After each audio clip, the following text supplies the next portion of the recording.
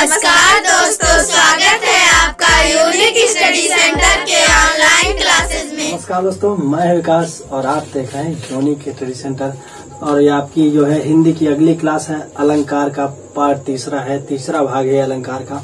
तो पहले भाग में हमने शब्दालंकार के बारे में बात किया था, अनुप्रास अलंकार के। शब्दालंकार में अनुप्रास अलंकार और उसके 5 भेदों के बारे में बात किया था। और दूसरे पार्ट में हमने श्लेष अलंकार, यमक अलंकार, वक्रोक्ति अलंकार और जो है अर्थालंकार का हमने एक पार्ट बात किया था। उपमेय उपमान बात किया था और ये हमारा जो लिखा है उपमा अलंकार के बारे में बात किया था। तो अगर आप हमारे चैनल पर नए हैं तो पिछला वीडियो देखना ना भूलें, क्योंकि पिछला वीडियो आपके लिए बहुत ही इम्पोर्टेंट है। उसके बाद ये सब समझ में आने वाला है, ठीक है। क्योंकि वर्णों से जो है हमारा शब्द बनेगा, शब्दों से वाक्य बनेंगे और उन्हीं वाक्यों का यहाँ पे प्रयोग होना है, ठीक। तो दोस्तों वीडियो को लाइक शेयर सब्सक्राइब करना भी मत भूलिएगा और ज्यादा से ज्यादा इसको शेयर करिए, जिससे जरूरतमंदों को जो है जल्द से जल्द और ज्यादातर मिल सके। तो बने रहिए वीडियो में अंत तक पूरी जानकारी के लिए। तो क्लास शुरू करते हैं। अब देखिए, कल हमने क्या पढ़ा था, अर्थालंकार के बारे में पढ़ा था। उपमेय की उपमान से, उपमेय की उपमान से हमने बात किया था, क्या उपमेय की तुलना उपमान से, ठीक। तो वहां पे क्या हो जाए, उपमेय और उपमान हमने समझ लिया था, ठीक। और हमने उपमा अलंकार पढ़ा था। उपमा अलंकार क्या, मुख्य वस्तु को दूसरे वस्तु के समान बताया जाए। समान बताना मतलब किसी की दूसरे से तुलना करना, ठीक। किसी की दूसरे से तुलना करना। तो इसको हम एक भाषा एक अलग से क्या बोलते हैं यहाँ, तुलना करना, ठीक। तुलना करना, क्योंकि कहीं पे भी आज कहीं के लिखा रहता है तुलना करना, तो आप कंफ्यूज होंगे, सर ने ये नहीं बताया कि तुलना करना भी होता है। इसका मतलब ही होता है तुलना। अगर मैं कह दूं मैं तुम्हारे समान हूँ, ठीक, मैं तुमसे भी अच्छा हूँ, तो वहां पे क्या हो जाएगा, तुलना हो जाएगा, ठीक। तो यहाँ पे हमने देखिए पीपर पात सरिस मन जोला, यहाँ पे पीपर पात का जो है मन से तुलना किया गया था और उसका सासी से समूह समाना, सरिस जैसा, तुल्य, समूह समानता, ये सब आपका क्या है, ये तुलनात्मक हो गया, ठीक। यहाँ पे क्या, मुख्य वस्तु की दूसरी वस्तु से तुलना हो गई। उपमा अलंकार में हमने क्या पढ़ा, जब परिभाषा हमने क्या पढ़ी थी उपमा अलंकार की, जब उपमेय की उपमान से तुलना हो या फिर समानता दिखाया जाए, ठीक। उपमेय की उपमान से तुलना या फिर समानता दिखाया जाए। अब हम आगे क्या बात करेंगे, रूपक अलंकार के बाद। ये हमने इसीलिए बताया क्योंकि अभी आप रूपक अलंकार में कंफ्यूज हो जाएंगे, नहीं तो इसलिए हमने पहले बता दिया ताकि आपको कोई कंफ्यूजन ना हो रूपक अलंकार, ठीक। अब हम क्या बात करने वाले हैं, अब हम बात करेंगे रूपक अलंकार के बारे में।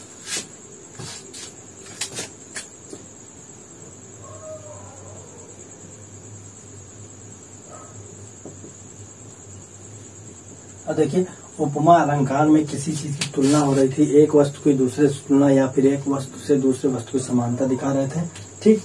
लेकिन इसमें क्या, रूपक अलंकार में क्या होता है, जहां उपमेय में उपमान का आरोप किया जाए, ठीक। उपमेय में उपमान का आरोप या फिर उपमेय से उपमान का अभेद, ठीक।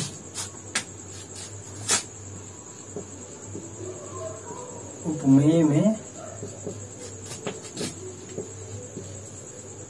उपमान का आरोप या फिर 98% कह सकते हैं कि समान बताया जाए।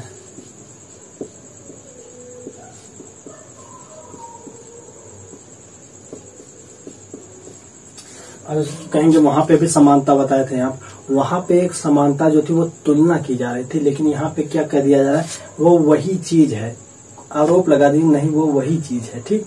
उसमें क्या, वह उसके जैसा है, ठीक। उसमें जैसा, लेकिन इसमें रूपी शब्द लग जाए, ठीक। अब रूपी कैसे, जैसे यहाँ पे देखिए क्या, रूपक अलंकार मतलब जैसे जब मुख्य वस्तु उपमान का रूप ले ले, ठीक। जब उपमेय जो है उपमान का रूप ले ले,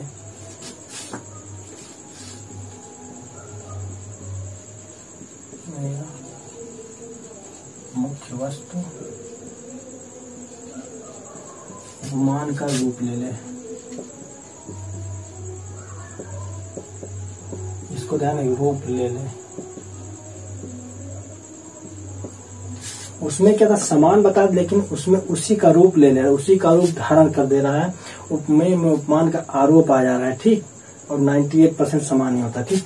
तो उसमें क्या हो जाता है, आपका उपमेय का उपमान में अभेद आरोप हो जाता है, ठीक। अभी उदाहरण से आपको पूरा समझ में आएगा। जैसे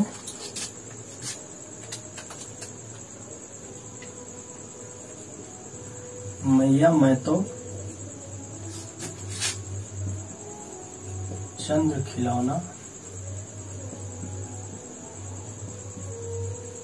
ले हूं। ठीक, मैया मैं तो चंद्र खिलौना ले हूं। ठीक,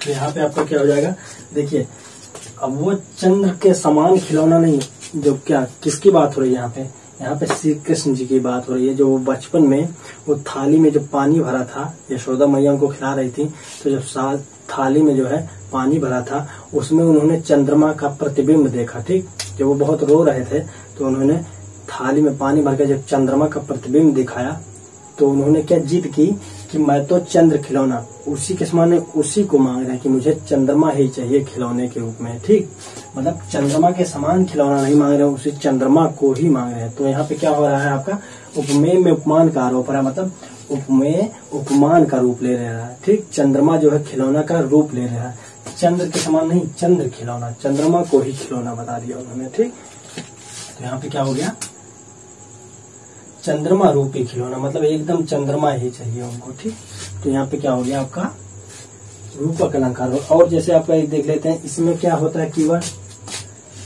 योजक चिन्ह भी लगा हो सकता है। ठीक, कभी कभी दो शब्दों के बीच में योजक चिन्ह भी लगा हो सकता है। ठीक, जैसे योजक चिन्ह वाला एक बात कर लेते हैं, जैसे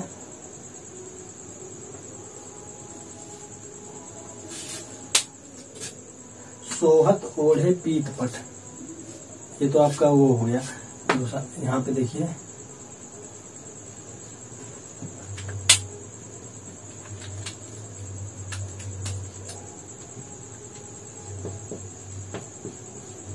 पायो जी मैंने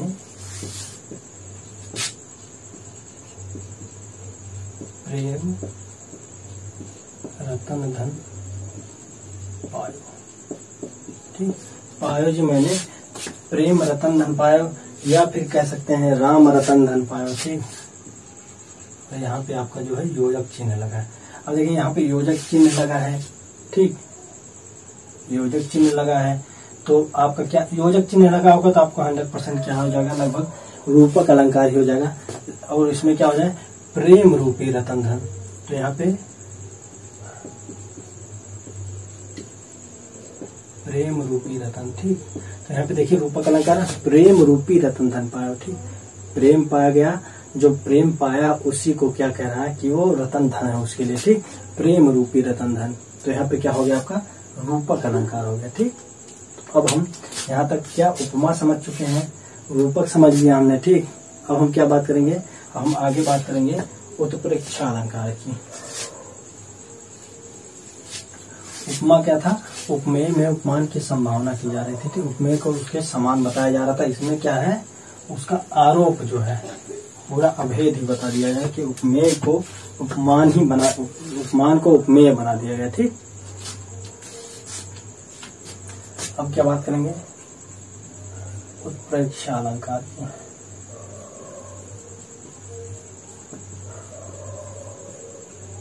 अब देखिए उत्प्रेक्षा अलंकार में क्या होता है, आपका उपमान के न होने पर उपमेय को उपमान मान लेते हैं। जब वाक्य में या प्रसंग में उपमान नहीं होगा तो उपमेय को ही उपमान मान लिया जाएगा। ठीक, जैसे परिभाषा इसकी देख लेते हैं, जहाँ उपमेय में उपमान की कल्पना की जाए। ठीक, मतलब उपमेय में उपमान की कल्पना की जाए उसको मान लिया जाता है, उसे हम उत्प्रेक्षा कहते हैं।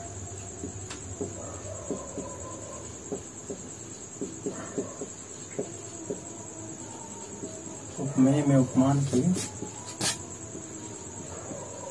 कल्पना की जाए, या फिर क्या कह सकते हैं, हमने क्या बताया आपको, उपमेय उपमान के ना होने पर उपमेय को ही उपमान मान लेते हैं। उपमेय को उपमान मान लेते हैं।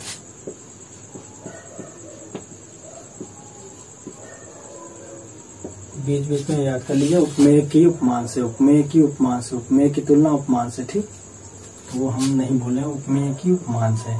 ठीक, मतलब यहाँ पे क्या हुआ, उत्प्रेक्षा में उपमेय उपमान जब नहीं दिया होता है तो उपमेय को उपमान मान लेते हैं या उपमेय में उपमान की कल्पना कर लेते हैं। ठीक, अब जैसे इसके उदाहरण की बात कर लेते हैं। सोहत ओढ़े पीत पट श्याम सलोने गात और मनो नीलमल शैल पर आतप प्रयोग प्रभात। ठीक,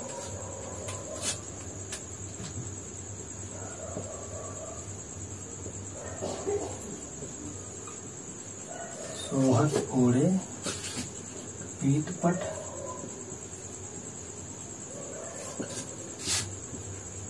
श्याम सलोने गात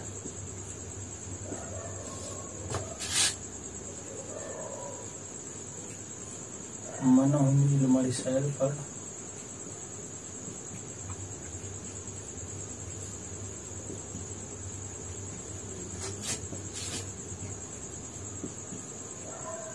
आतप प्रयोग प्रभात।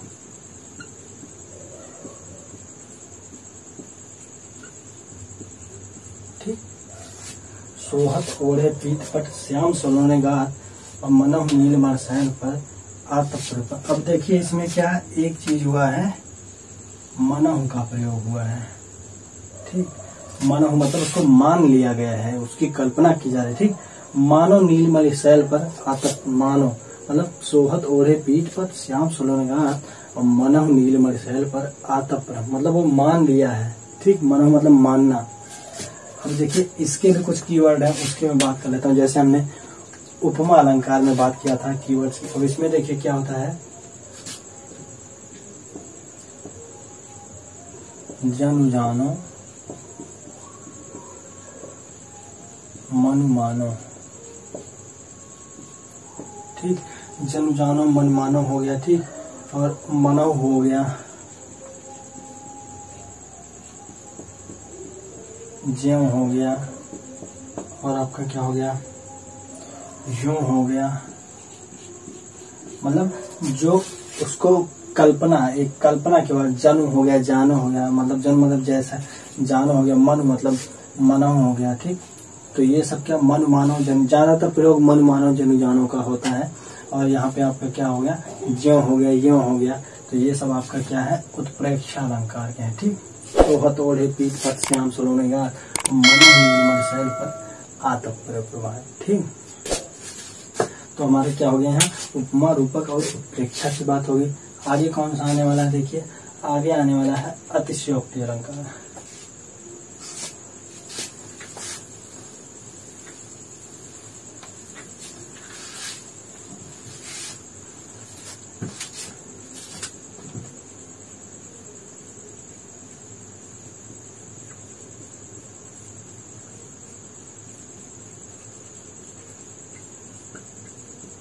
अतिशयोक्ति अलंकार।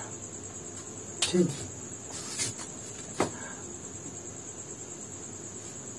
अतिशयोक्ति अलंकार कौन सा होता है, देखिए जहां लोक सीमा का अतिक्रमण करके किसी बात को बढ़ा चढ़ाकर, मतलब लोक सीमा का अतिक्रमण मतलब सब कुछ भुला के बहुत बढ़ा चढ़ा के बात करना, मतलब किसी सीमा का निर्धारण ना हो, बिना लिमिट के हो कोई चीज। ठीक, बढ़ा चढ़ाकर कोई बात बोल दी जाए तो वहां पे क्या हो जाएगा, अतिशयोक्ति अलंकार हो जाएगा। ठीक, अब जैसे इसका सरल भाषा में देख लेते हैं क्या होता है, बातों को बढ़ा चढ़ाकर बोलना। ठीक, बातों को बढ़ा चढ़ाकर बोलना सरल भाषा में क्या है, बातों को बढ़ा चढ़ाकर बोलना। ठीक, बातों को बढ़ा चढ़ाकर बोलना। अब जैसे क्या हो गया, लहरें व्योम चूमती हैं, लहरें व्योम चूमती हैं, ये कितना बढ़ा चढ़ाकर बोला गया है इसमें।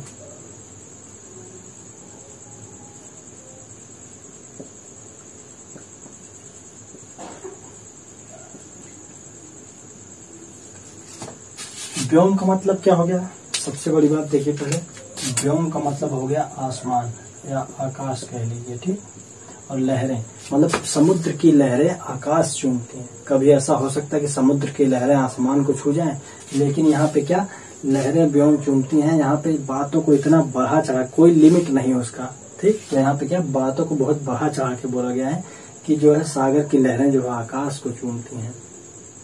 ठीक। तो यहाँ पे बातों को बढ़ा चढ़ा, जैसे एक और हनुमान की पूंछ में लगन न पाई आग और सगरी लंका जल गई गए निशाचर भाग। मतलब हनुमान की पूंछ में आग लगने से पहले ही सगरी लंका जल के लाख हो गई। ठीक। तो यहाँ पे क्या हो गया, यहाँ पे बहुत बातों को बढ़ा चढ़ा के बोला गया है। और देखिए आगे नदियां बहे अपार, घोड़ा कैसे निकले उस पार, राजा ने सोचा इस पार, तब तक चेतक उस पार। ठीक। किसकी बात हो रही, महाराणा प्रताप के घोड़े की बात हो रही है। मतलब राजा ने सोचा इस पार और तब तक घोड़ा उस पार, सोचते ही। मतलब इतनी गति थी उसकी कि उनकी सोच की गति से उस पार हो गया। तो यहाँ पे बातों को बहुत बढ़ा चढ़ा के बोलना क्या हो गया, अतिशयोक्ति अलंकार हो गया। ठीक। तो उम्मीद करते हैं ये भी आपको समझ में आएगा। अब हम क्या बात करते हैं आगे इसके भ्रांतिमान अलंकार की।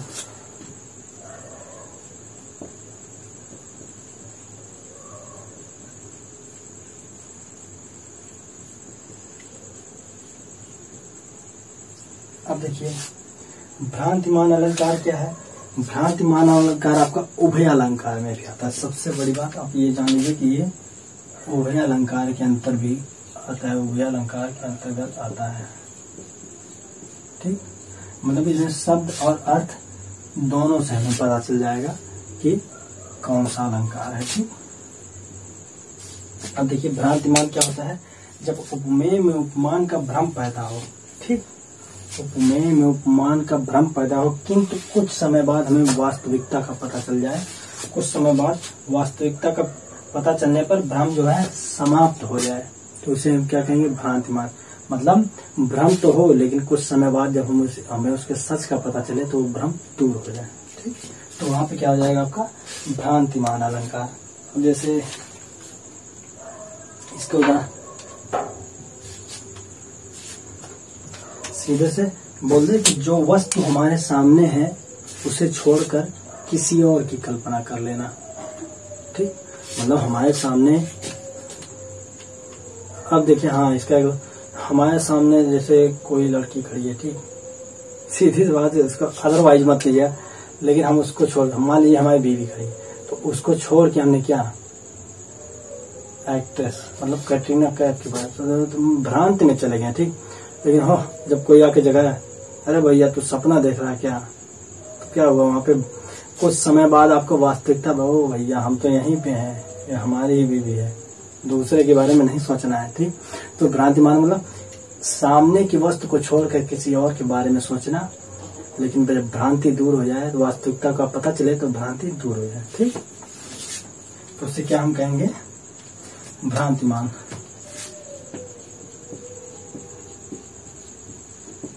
सामने की वस्तु को छोड़कर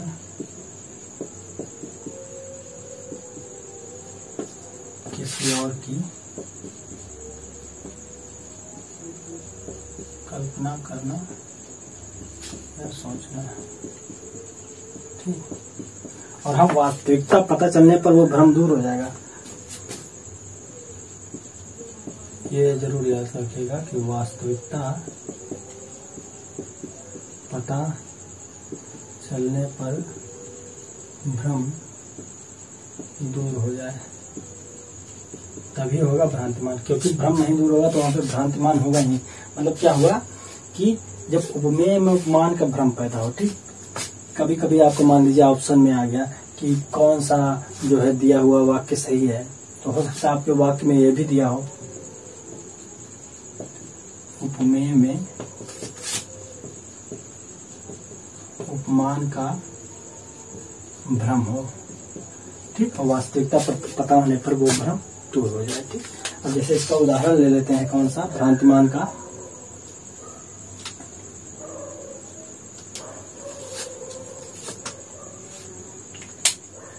काफी बड़ा उदाहरण है।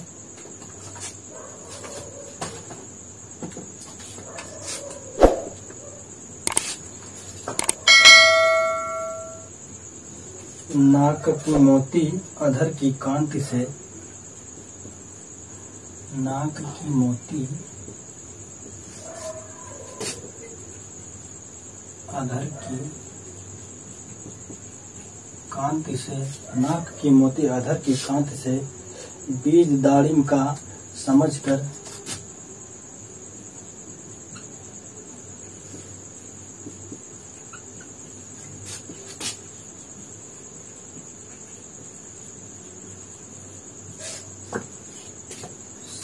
भ्रांति से।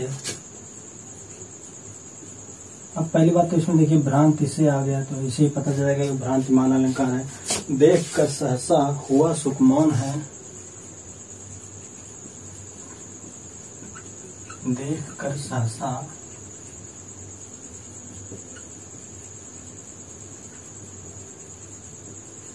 सुखमौन है, सोचता यह अन्य सुख यह कौन है।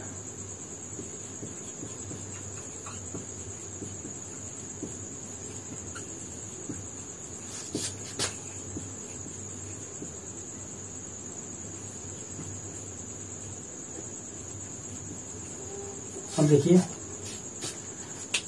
सामने नायिका है और नायक बैठा है, मान लीजिए कवि बैठा है, ठीक, दूर बहुत दूर है। तो क्या कह रहा है, नाक की मोती को, उसकी नाक की मोती को चमक, या नाक की मोती की चमक को क्या समझता है। देखिए यहाँ पे बीज दाड़िम, दाड़िम मतलब अनार, अनार के बीज से तुलना है, अनार के बीज समझकर भ्रमित हो गया, ठीक। लेकिन जब पास में जाता है, ठीक, वास्तविकता का उसे पता चलता है तो वहां पे समझता है कि वो ये तो नाक का मोती है, ठीक। तो यहाँ पे क्या भ्रांति तो हुई, लेकिन जब वास्तविकता का पता चला तो वो भ्रांति क्या हो गया, आपका दूर हो गया, ठीक। तो क्या हो गया यहाँ पे, भ्रांतिमान अलंकार हो गया। अब हम बात करेंगे इसके आगे कौन सा, भ्रांतिमान अलंकार के बाद संदेह अलंकार के बारे में। भ्रांतिमान और संदेह अलग अलग हैं, अभी आपका दूर हो जाएगा संदेह, परेशान मत रहिए।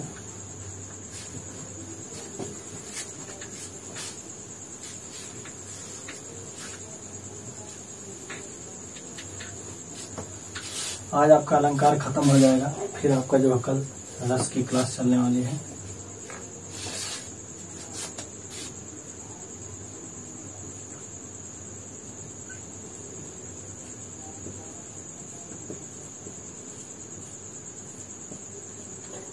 संदेह अलंकार। अब देखिए संदेह, जब उपमेय और उपमान में इतनी ज्यादा समानता हो जाए कि संदेह उत्पन्न हो, ठीक, मतलब उपमेय और उपमान में इतनी ज्यादा समानता हो जाए कि संदेह उत्पन्न हो जाए कि उपमेय कौन सा है और उपमान कौन सा है, ठीक। तो क्या हो जाएगा, उपमेय और उपमान में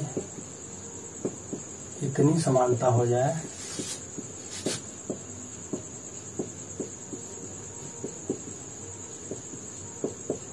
कि संदेह उत्पन्न हो जाए,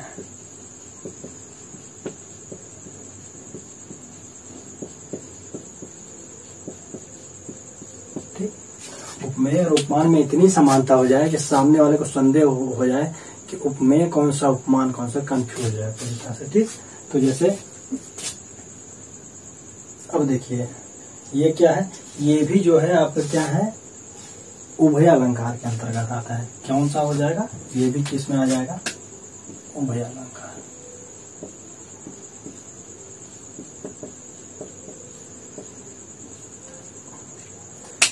बहुत प्रसिद्ध सुना होगा आपने, सारी बीच नारी है किनारी बीच सारी है, किनारी की है सारी है कि सारी की है नारी है। तो इसमें क्या संदेह बहुत ज्यादा उत्पन्न, सारी के बीच नारी है कि नारी के बीच सारी की, नारी की है सारी की, सारी की ही नारी है। तो हुआ ना यहाँ पे संदेह, आपको इतनी ज्यादा समानता दिखाई दी जा रही है कि आपको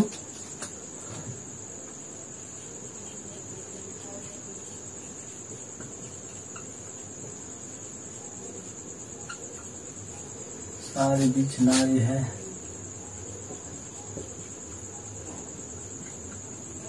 किनारी बीच सारी है।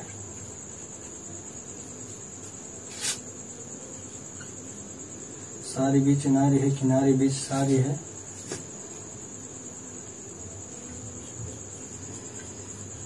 नारी की ही सारी है।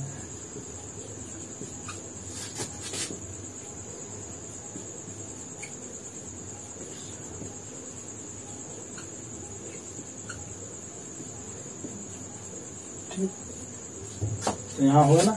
अब आपका देखिए, सारी बीच नारी है, किनारे बीच सारी है, नारी की ही सारी है कि सारी की ही नारी है। बहुत ही ज्यादा कम, सारी के बीच नारी है या फिर नारी के बीच सारी है, नारी की ही सारी है या फिर सारी की ही नारी है। कितना कंफ्यूजन हो रहा है यहाँ पे। उपमेय और उपमान में इतना ज्यादा समानता दिखा दिया गया, मतलब सारी और नारी में इतना ज्यादा समानता दिखा दिया गया है कि यहाँ पे जो आपका संदेह उत्पन्न हो जाए। तो यहाँ पे क्या हो गया आपका संदेह अलंकार हो गया। ठीक, तो भ्रांतिमान में क्या था, भ्रांति पैदा होता था लेकिन थोड़ी देर बाद वास्तविकता पता चलने पर वो भ्रांति दूर हो जाती थी, लेकिन संदेह में जो है दूर ही नहीं। संदेह में क्या हो रहा है, उपमेय और उपमान में इतनी समानता रही, संदेह उत्पन्न हो जाए। ठीक, तो आपका यहाँ पे संदेह अलंकार क्लियर हो गया। अब बात करते हैं किसकी, संदेह अलंकार के बाद मानवीकरण अलंकार के बारे में।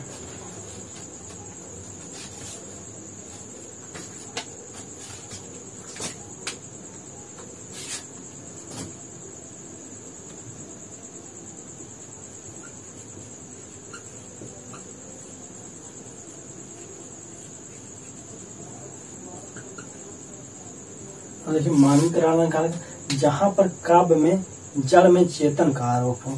ठीक, जड़ में चेतन का आरोप मतलब क्या है, देखिए जैसे जब प्रकृति के द्वारा निर्मित चीजों में मानवीय भावनाओं का होना पाया जाए। ठीक, प्रकृति की बनाई चीजों में मानवीय भावनाओं का होना पाया जाए या फिर जड़ में चेतन का आरोप हो, वहां पे क्या हो जाएगा, मानवीकरण अलंकार। ठीक,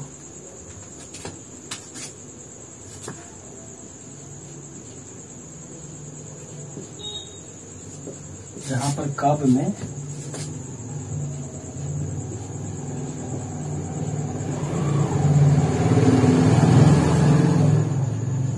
जड़ में चेतन का आरोप हो, या फिर क्या कह सकते हैं, प्रकृति द्वारा निर्मित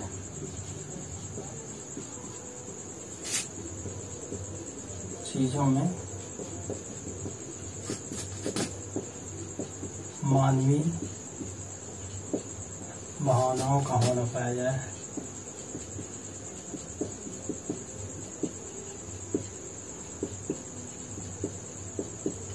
ठीक,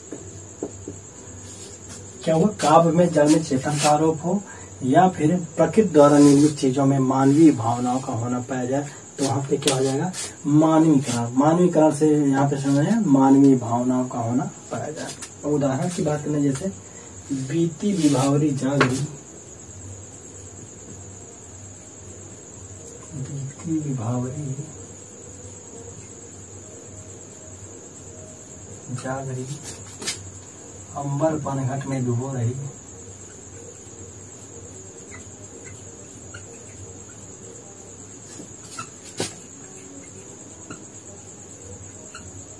बीती विभावरी जागरी, अंबर पनघट में डूबो रही, तारा घट उषाती।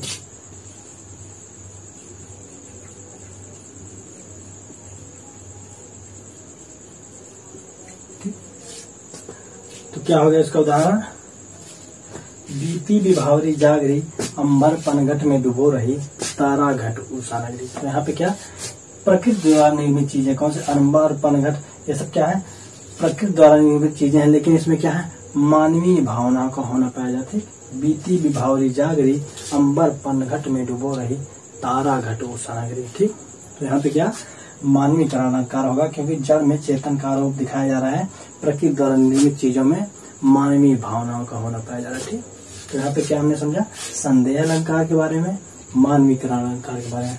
अब हम कौन सा पढ़ने वाले हैं, अब हम पढ़ने वाले हैं अन्योक्ति अलंकार।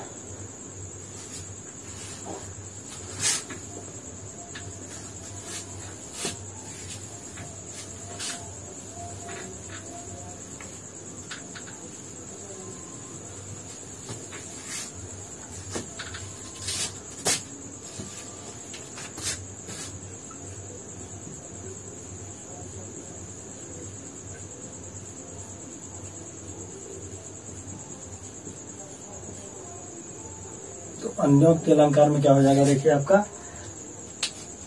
किसी उक्त के माध्यम से अन्य कोई बात कही जाए। ठीक, मतलब जैसे किसी को मिसाल देना है या किसी को कुछ कहना है, तो किसी उक्त या किसी लाइन के माध्यम से कभी कही गई हो या किसी के द्वारा कही गई, उस माध्यम से हम उसको कोई चीज बताना चाहें। ठीक, किसी उक्त के माध्यम से किसी को कोई मिसाल दी जाए। ठीक, क्या होगा इसका, क्या कह लेंगे हम, किसी उक्त के माध्यम से किसी को अन्य बात कही जाए। किसी के माध्यम से किसी को अन्य बात कही जाए। ठीक, जैसे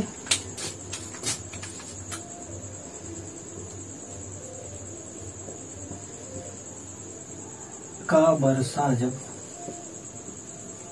कृषि सुखाने,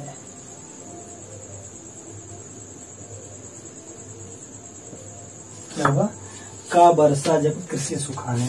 नहीं, कोई मतलब बहुत बारिश हो गई, ठीक, तो सामने वाला क्या, अरे भैया का बरसा जब कृषि सुखाने, जब पूरा खेतवे सूख गया, बंजर हो गया, तो अब बरसने का क्या फायदा। ठीक, तो का बरसा जब कृषि सुखाने। ठीक, या फिर एग्जाम में फेल हो गए आप, ठीक, अब बढ़िया से पढ़ रहे हैं, कल एग्जाम तब फेल हो गए, आज बहुत बढ़िया से पढ़ रहे हैं, तो क्या का बरसा जब कृषि सुखाने आए, आज पढ़ के क्या फायदा, जब कल पढ़ना था तो आपने पढ़ा ही नहीं। ठीक, जब एग्जाम था उसके पहले तो पढ़ा नहीं, आज पढ़ के क्या फायदा आपको। तो वही मिसाल वहां दे रहे, का बरसा जब कृषि सुखाने। ठीक, तो क्या हो गया आपका, अन्योक्त अलंकार हो गया, मतलब किसी उक्त के माध्यम से किसी को अन्य बात कही जाए। अब देखिए कौन सा होगा इसके बाद आपका प्रतीप अलंकार।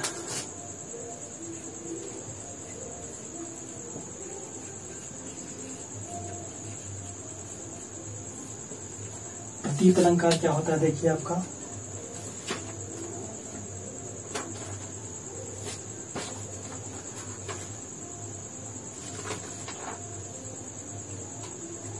उपमान को नीचा दिखाते हैं। ठीक, प्रतीप अलंकार में उपमान को नीचा दिखाते हैं। तो पहला कीवर्ड क्या होगा आपको,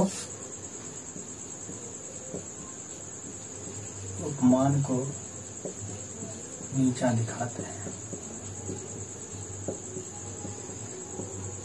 ठीक, उपमान को नीचा दिखाते, या फिर जहां उपमान को उपमेय से कम अथवा उपमान के अधिक गुणवान दिखाए। ठीक, उपमेय को अधिक गुणवान बताया जा रहा है, उपमान को कम दिखाया जा रहा है, मतलब उपमेय से कम दिखाया जा रहा है और उपमान को कम गुणवान बताया जा रहा है। तो क्या हो जाएगा वहां पे, प्रतीप अलंकार हो गया। जैसे इसका उदाहरण क्या हो जाएगा, आप देख लीजिए, सिया मुख समता किम करूं चंद्र बुखारो रंग। सिया मुख समता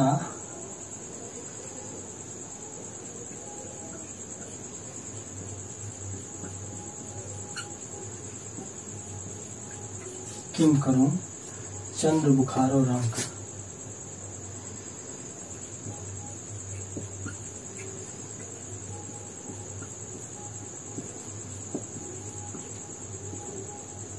मतलब क्या कहा जाए, सीता के मुख के सामने।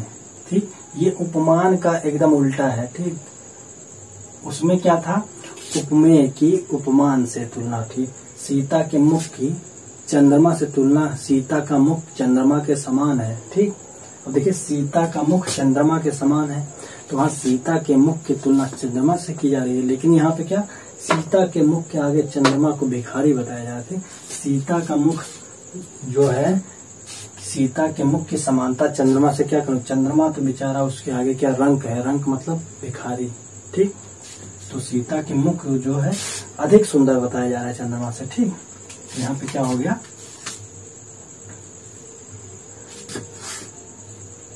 ठीक, तो यहाँ पे ये आपका उपमेय है, इसको बढ़ावा दिया गया है। ठीक, अधिक सुंदर बताया गया है, उपमेय को बढ़ावा दिया गया और उपमान को नीचा दिखाया। ठीक, तो यहाँ क्या हो गया, उपमेय को उपमान से अधिक बताया गया है, तो यहाँ पे क्या हो गया आपका प्रतीप अलंकार। अब आगे कौन से अलंकार की बात करते हैं हम, दीपक अलंकार। बहुत ही इम्पोर्टेंट अलंकार आपका दीपक अलंकार, उसकी बात करेंगे हम।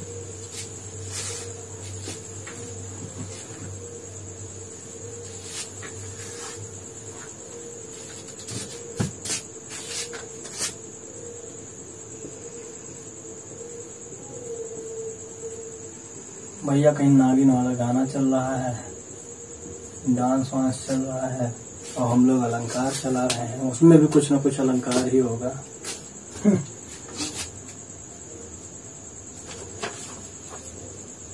अब देखिए दीपक अलंकार में क्या है, जहां पर प्रस्तुत और अप्रस्तुत का एक ही धर्म स्थापित किया जाए। प्रस्तुत और अप्रस्तुत का एक ही धर्म स्थापित।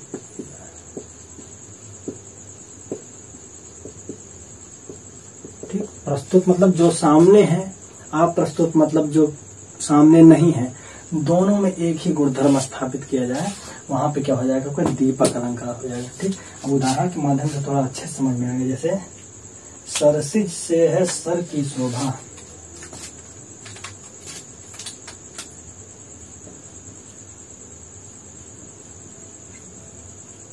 सरसिज से है सर की, सरसिज से है सर की शोभा, नयनों से तेरे आनंद की।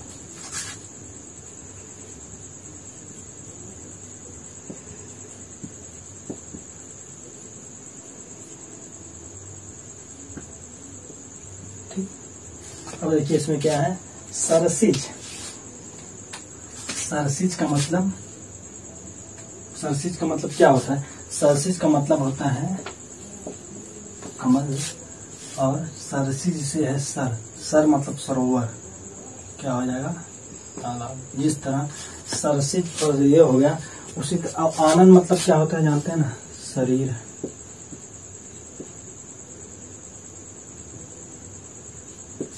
ठीक, जिस तरह कमल से तालाब की शोभा बढ़ जाती है, उसी तरह तुम्हारे नैनों से तुम्हारे शरीर की शोभा बढ़ जाती है। ठीक, ये जो है आपका, इसमें क्या हुआ, प्रस्तुत और अप्रस्तुत, प्रस्तुत और अप्रस्तुत को जो है क्या एक ही धर्म स्थापित किया जा रहा है। ठीक, मतलब जब किसी की आंखों की तारीफ करेंगे, जैसे प्रस्तुत है, ठीक, कोई हमारे सामने है, कोई लड़की है, कोई भी है, हमारा ही कोई है, उसका हम क्या, तुम्हारे नैनों की तुलना किससे, कमल से करना। जिस तरह कमल से तालाब की शोभा बढ़ जाती है, उसी तरह तुम्हारी आंखों से तुम्हारे शरीर की शोभा बढ़ जाती है। मतलब सामने प्रस्तुत क्या है, आंख प्रस्तुत है, लेकिन उसकी तुलना कहाँ, कमल और तालाब से की जा रही ना। तो मतलब प्रस्तुत और अप्रस्तुत में एक ही धर्म स्थापित किया जा रहा है। ठीक, तो यहाँ पे क्या हो गया आपका, दीपक अलंकार हो गया। और कौन सा अलंकार बात कर लेते हैं, इतने सारे अलंकार हो गए।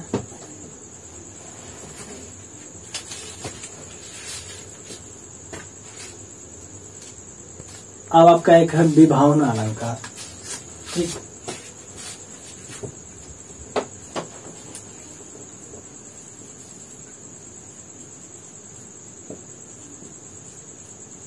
विभावना अलंकार में देखिए क्या है, जहां पर कारण ना होते हुए भी कार्य का होना, मतलब कोई कारण नहीं है लेकिन फिर भी कार्य हो रहा है। कारण ना होते हुए भी कार्य का होना पाए। ठीक, तो वहां पे क्या हो जाएगा, विभावना अलंकार, कारण ना होते हुए कार्य का होना पाए। अब जैसे उदाहरण देखें, बिन पग चले सुने बिन काना।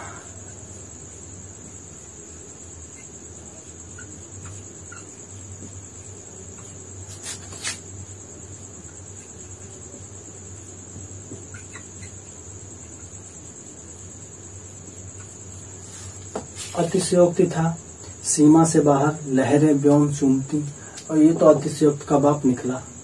बिन पग चले सुने बिन काना, मतलब बिना पैरों के चलना और बिना कानों के सुनना कैसे पॉसिबल है, नहीं है ना। तो ये विभावना क्या, अतिशयोक्ति से भी बढ़ चढ़ कर है। बिन पग चले सुने बिनु काना। ठीक, तो क्या कारण, कोई कारण ही नहीं मतलब कोई एक्सक्यूज नहीं मतलब बिना पैर के कैसे कोई चलेगा, बिना कान के कोई कैसे, तो वही है, कारण ना होते हुए भी कार्य का होना पाया जाता है। ऐसे बहुत सारे अलंकार, अभी बहुत सारे अलंकार हैं जो बहुत इंपॉर्टेंट नहीं है, जितने इंपॉर्टेंट है उतने हमने आपको यहाँ पे पढ़ा दिया, पूरा बता दिया। ठीक, और हमारी बात कर ले कुछ और उदाहरण भी हैं, तो उन उदाहरण को जो है हम, कुछ उदाहरण हैं जो यहाँ आपको बोर्ड पे दिखाए जा रहे हैं, इनकी आप प्रैक्टिस कीजिएगा। ठीक, यहाँ पे आपको जो उदाहरण दिखाए जा रहे हैं इनकी आप बढ़िया से प्रैक्टिस कीजिए। अगर कुछ इसमें समझ नहीं आता आप हमसे कमेंट सेक्शन में पूछ सकते हैं कि इसमें कौन सा अलंकार हुआ। ठीक, तो आपका यहाँ पे अलंकार का पार्ट जो खत्म हो जाता है, और थोड़ा 2-3 अलंकार हैं वो उतने इम्पोर्टेंट नहीं है। ठीक, जितने इम्पोर्टेंट है आपको बता देंगे, फिर भी आपको अगर कहीं डाउट होता है तो आप हमसे कमेंट सेक्शन में जो है कमेंट करके पूछ सकते हैं। बाकी चैनल पर नए हैं तो शेयर, सब्सक्राइब और लाइक करना मत भूलिए। आपकी अगली क्लास जो है रस की होने वाली है, तो मिलते हैं अगले क्लास में एक नए टॉपिक, नए जोश के साथ। तब तक के लिए जय हिंद, वंदे मातरम।